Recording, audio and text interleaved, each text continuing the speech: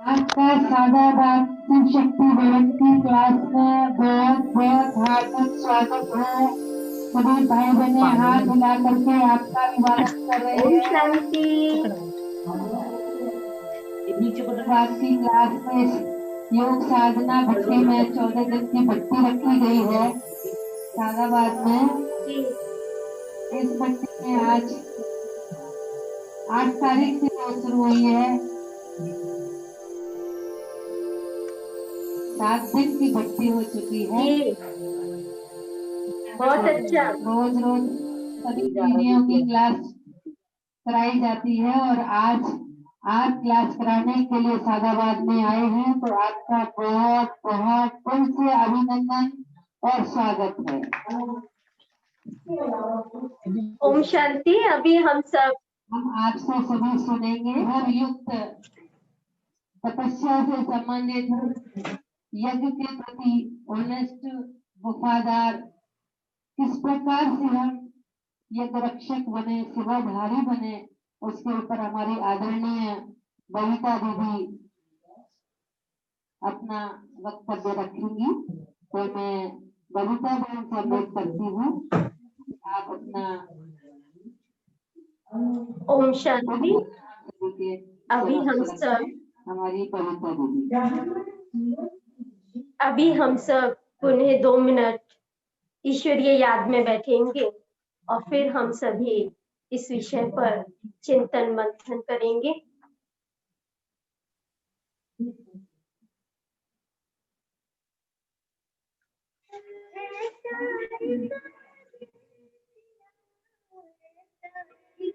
आदेश दिया थोड़ा माया कथा करना, थोड़ा माया कथा थोड़ा हीरो का भी सब पल में कहा करना जिसे अर्पण मैया एक तपस्या करके एक तपस्या करके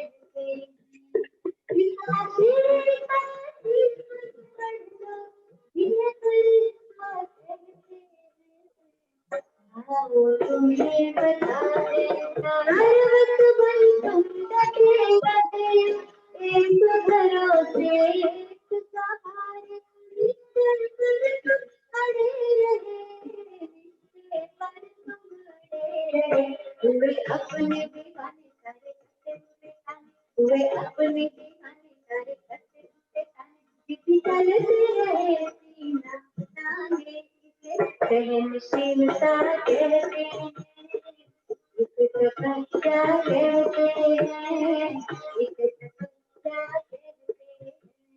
पिता तेरे का जीवन मरना, इसे परेशान करते हैं। आओ तुम्हें बताने चाही, एक तपस्या कहते हैं, एक तपस्या कहते हैं।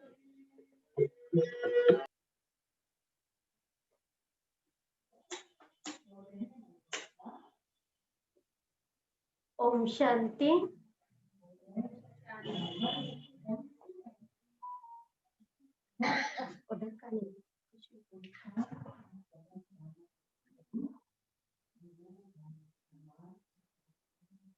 आज हम सभी इस जनवरी मास में विशेष तपस्या के संकल्प से बैठे हैं।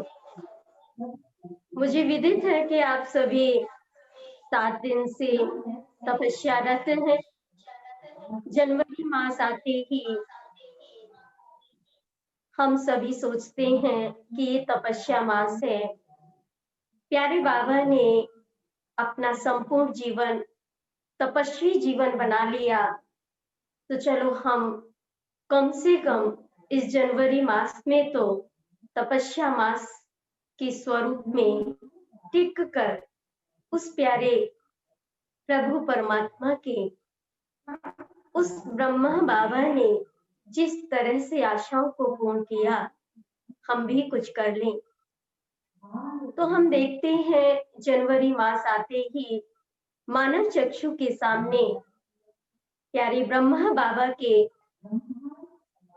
कर्म जो इस सृष्टि पर सृष्टि के कल्याणार्थ जो किए थे वह चलचित्र की भांति हम मानव चक्षुओं के सामने उभर कर आ जाते हैं। वास्तव में तपस्या क्या है? आज जब हम ब्रह्मा बाबा के जीवन काल के एक उस जीवन दिन परिचय को जब पलटते हैं तो पता चलता है कि वास्तव में शायद ही इतिहास में ऐसा तपस्वी कोई दूसरा हो। तो कहते हैं कि ब्रह्मा बाबा सभी को इतना प्यार देते थे कि सब बाबा बाबा कहने लगते थे, चाहे छोटी आयु का है, चाहे बड़ी आयु का है, चाहे हम उम्र का है, हर एक बाबा को बाबा कहने लगता था। तो बाबा का वह दिव्य अलौकिक कल्याणकारी जो स्नेह था बच्चों के प्रति, वास्तव में उसके पीछे भी प्यारे बाबा की तपस्वी जीवन था।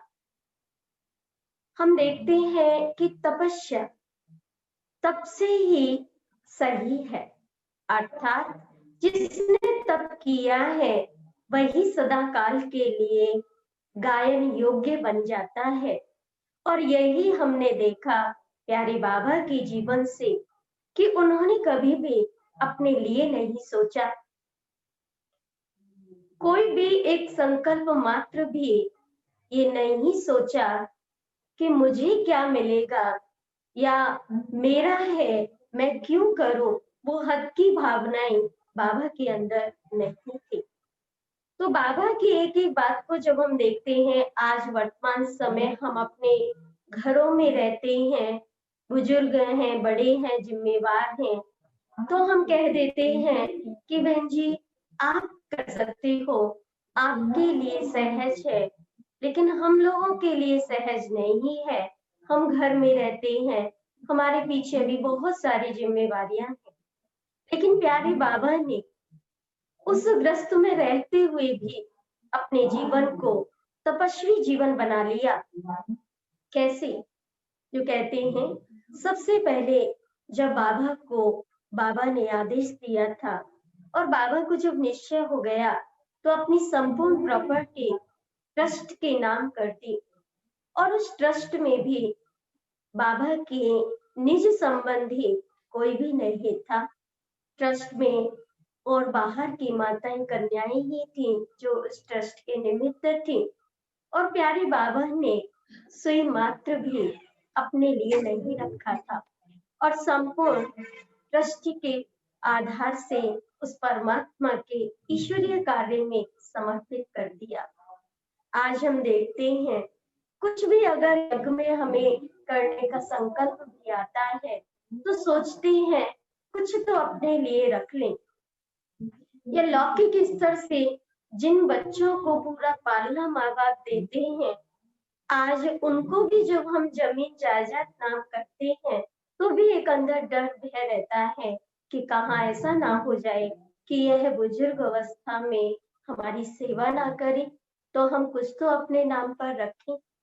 लेकिन सोचा जाता है कि ब्रह्मा बाबा का कितना उस बाबा में जगत नियंता में संपूर्ण निश्चय था कि बाबा ने एक सेकंड एक पल भी यह नहीं सोचा कि मैं कुछ तो अपने लिए रख लूं, पता नहीं भविष्य में क्या हो, कुछ तो अपनी स्थिति परिस्थिति के लिए मैं कुछ प्रॉपर्टी, अपना तन मन धन समय स्वास्थ्य संकल्प जन परिवार संपूर्ण उस परम पिता परमात्मा के यज्ञ में सफल करने के लिए समर्पित कर दिया। तो वास्तव में बाबा का जो जीवन था तपस्वी जीवन था।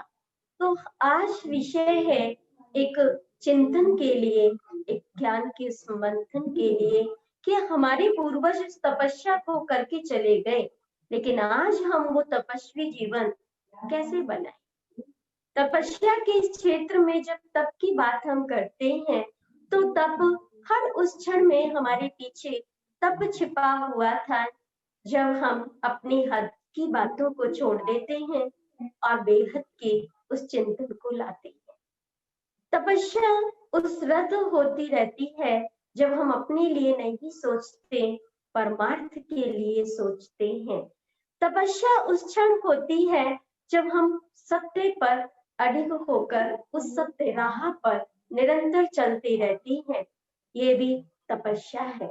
तपस्या तब भी हमारे जीवन में निरंतर चल रही होती है जब हम उस प्यारे प्रभु की आज्ञा को पल क्षण पालन कर रहे होते हैं। वह भी तपस्या ही है। आप कहेंगे ये तपस्या कैसे है? इसके पीछे हम चिंतन करें कि जब हमें कोई कहता है आपको ये कार्य करना है, तो हम पहले अपने लिए कई बार सोचते हैं ऐसा कैसे हो सकता है, क्या हम ही मिले हैं इस कार्य के लिए, और तो कोई करता ही नहीं है, बहन जी और किसी से कहते ही नहीं है, सिर्फ मुझे ही कहते हैं, मुझे ही ये छोटा कार्य करने के लिए सदैव नियुक्त किया है।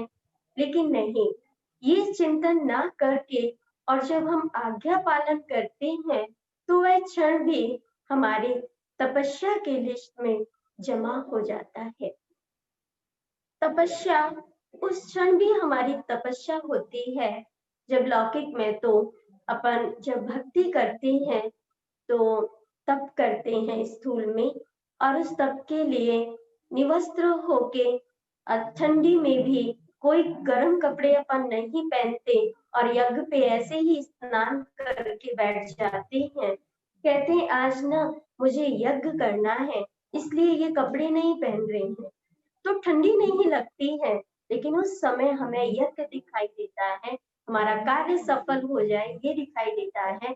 तो हम ये सोचें कि जनवरी मास ठंडी का मास नहीं है, लेकिन मुझ आत्मा के लिए तपस्या का मास है, और इस तपस्या के मास में मुझे ठंडी को नहीं देखना है, प्यारे बाबा के उन श्रेष्ठ कर्मों को अपने जीवन में फॉलो करना है जिस तप से बाबा त्याग तपस्वी की मूर्ति कहलाई। वास्तव में उस त्याग का हिस्सा हमारी वफादारी भी है। वफादारी क्या है? सबसे पहली वफादारी है हमारी स्वयं की स्वयं से वफादारी। जो प्यारा बाबा हमें यही सिखाते हैं सदैव मुरली के माध्यम से कि स्वयं की चेकिंग हम स्वयं करें, दूसरा कोई हमारी चेकिंग चाहते हुए भी शायद नहीं कर सकता। वो बाह्य रीति से तो हमारे क्रियाकलाप को देख सकते हैं, लेकिन जो अंदरूनी संकल्प के आधार से जो गुप्त रीति से हमसे जो भूलें होती हैं, पुरुषार्थ में जो अलबेलापन आलस्य आ गया होता है, वह हम स्वयं ही स्वयं की चेकिंग करके ही उन्हें समाप्त कर तपस्वी रूप तपस्वी दिनचर्या में परिवर्तित कर सकते हैं। तो हम जब तपस्या के संकल्प के लिए संकल्परत होकर अपने कुछ विशेष अपनी चेकिंग के लिए रखें कि प्यारे ब्रह्मा बाबा के जो संकल्प विचार कर्म व्यवहार थे क्या मुझ आत्मा के ऐसे ही हैं।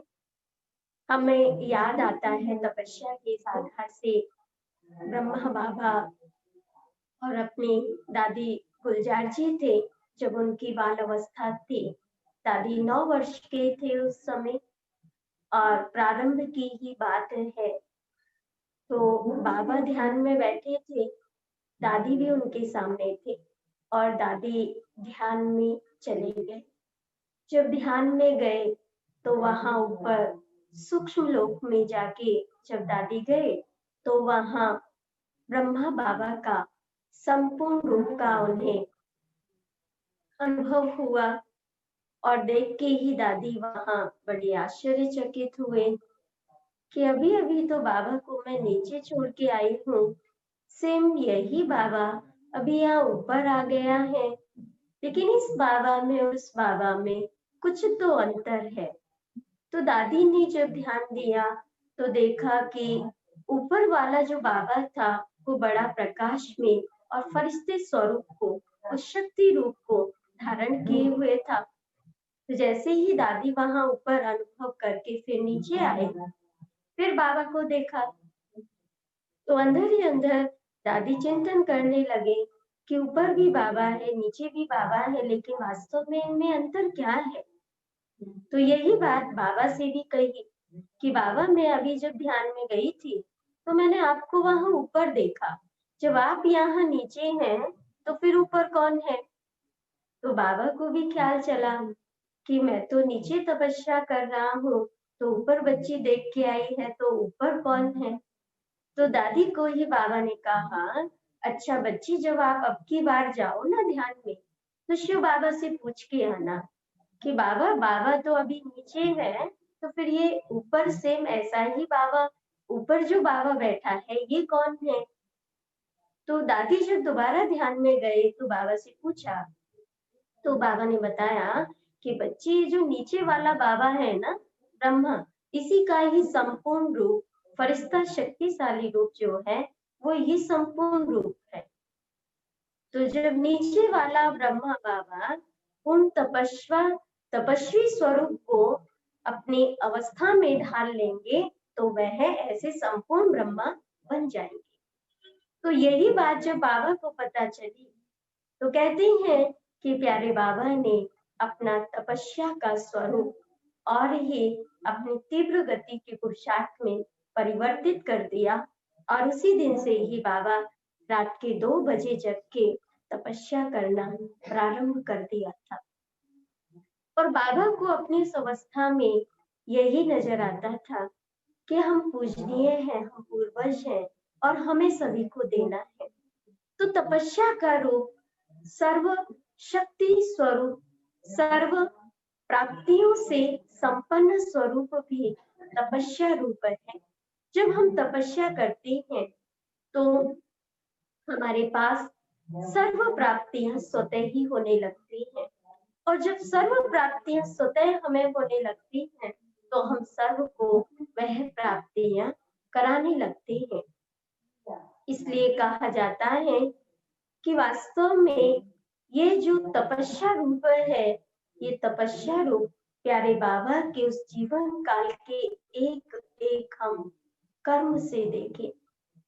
प्यारे बाबा ने जो बाबा को पाठ पढ़ाया था कि देह नहीं, मैं चेतन शक्ति आत्मा हूँ, तो प्यारे बाबा ने भी इस एक ही विषय पर कितना त्याग और तपस्या किया था। जो लौकिक संबंधियों के बीच में भी रहते हुए बाबा के उस व्यवहार से ये नजर नहीं आता था कि ये मेरी बेटी है या बेटा है या ये पत्नी है। बाबा सभी के साथ एक जैसा ही व्यवहार करते थे, और बाबा ने जब बाबा की श्रीमत को त्याग तपस्या के आधार से, आज्ञाकारिता और वफादारिता के आधार से अपने जीवन में जब धारण कर लिया था, तो बाबा की पत्नी भी बाबा को बाबा ही कहा करती थी।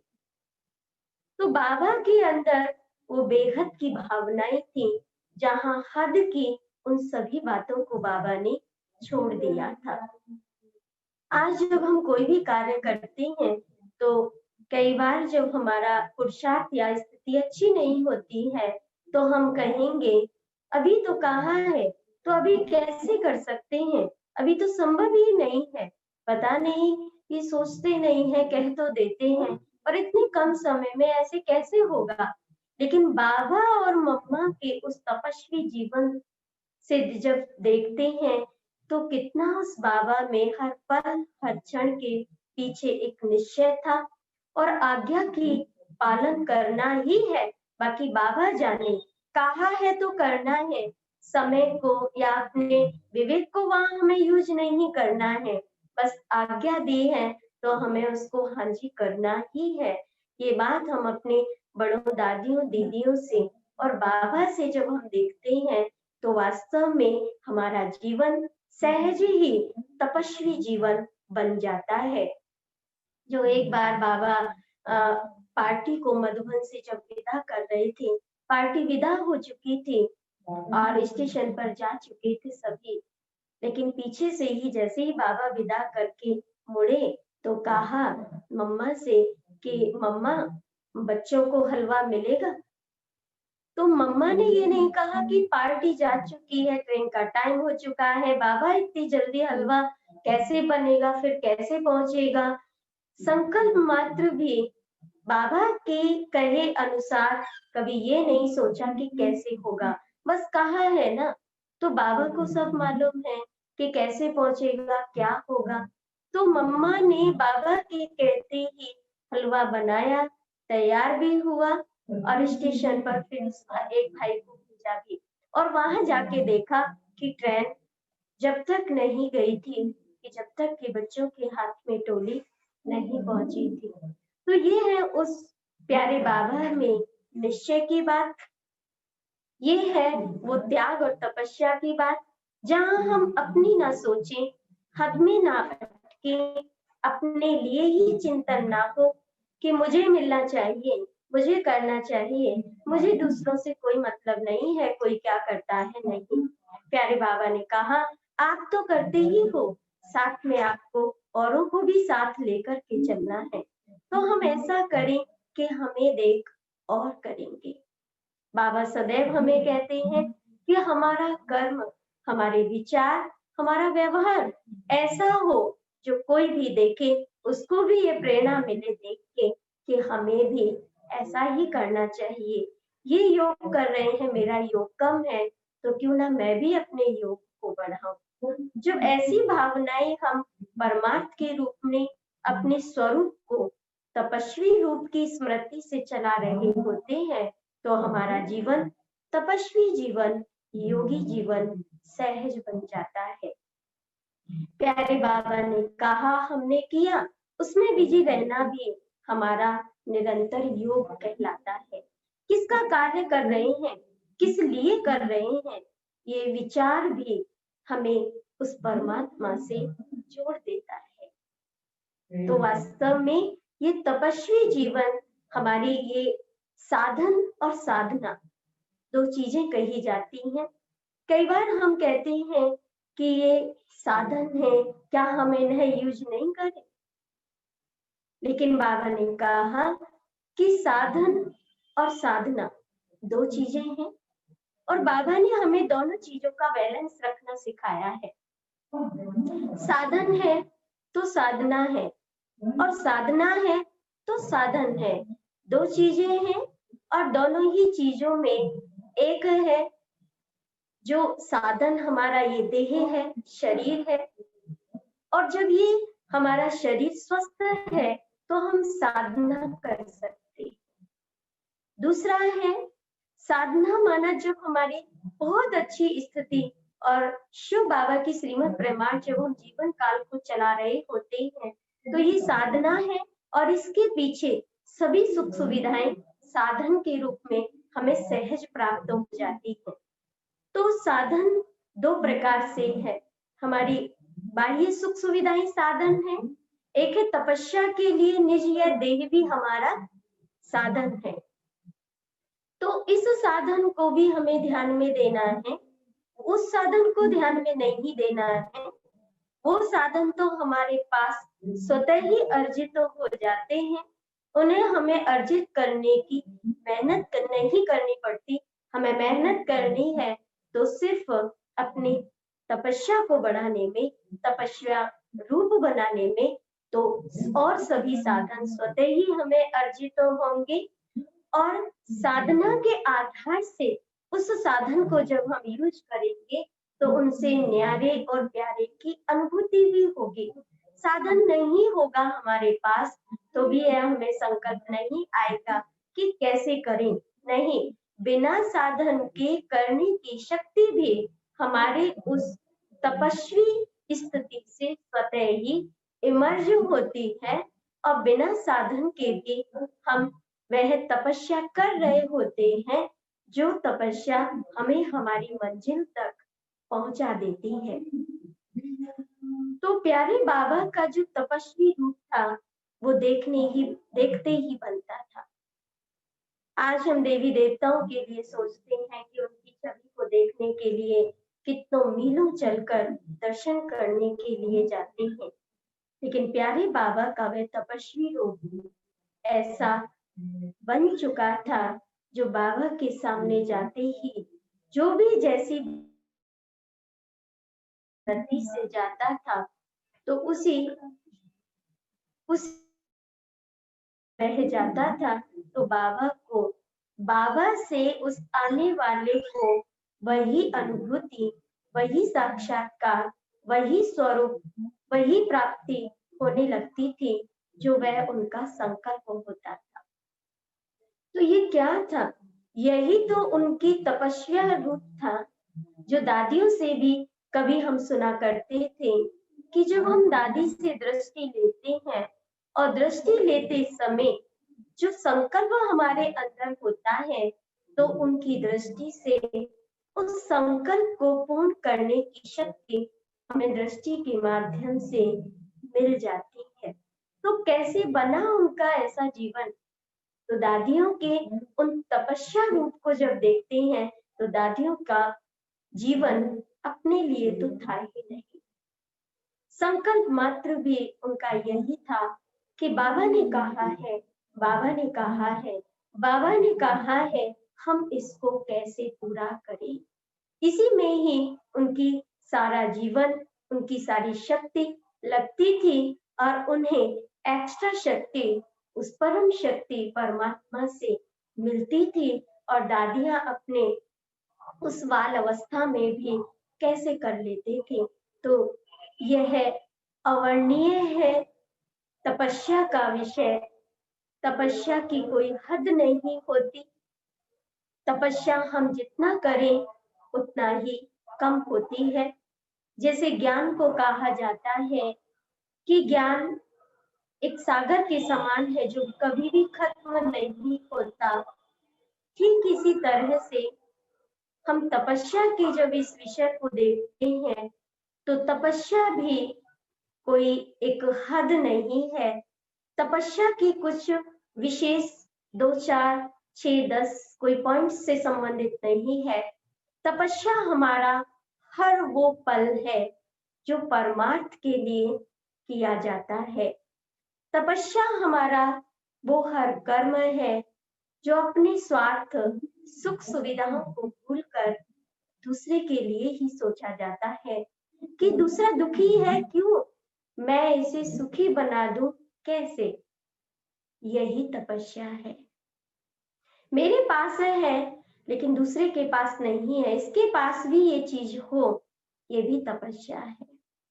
मम्मा के इस जीवन से जो बाबा ने शिक्षा दी थी, सभी को सभी चीजें समान मिला करती थी यज्ञ में, लेकिन मम्मा अपनी पर्सनल जो चीजें बाबा के द्वारा मिलती थी उनमें से भी बचत करके किसी को जो इमरजेंसी अचानक किसी चीज की जरूरत होती थी तो मम्मा वह दे देती थी।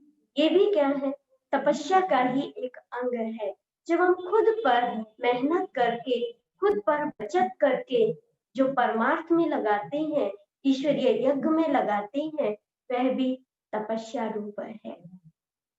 तो वास्तव में आज जिस दिवस पर आज हम देखते हैं, आज 14 तारीख है और तपस्या का यह है बीच मकर संक्रांति के रूप में हम सभी तपस्या में बैठे हैं।